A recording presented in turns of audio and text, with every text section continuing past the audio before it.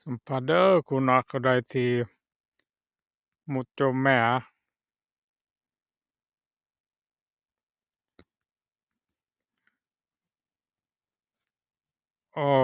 ให้ก็ขอบคุณที่หมู่เจ้าให้ก็ถ่ายหมู่แจ้มในตอนนี้หมู่แจ้มก็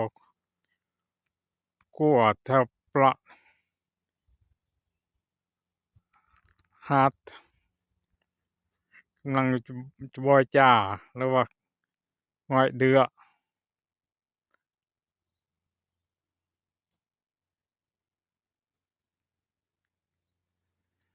จริงkuna kedai mea phớt là thế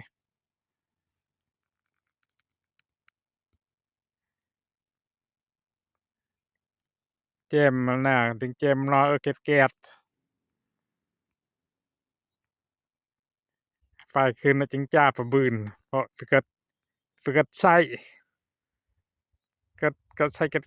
มีใช้แก๊สกะห้างตุฟัลจีแล้วแล้วก็บ่ตุก็แม่น้ำเฮ้ยเนี่ยมันน่ะ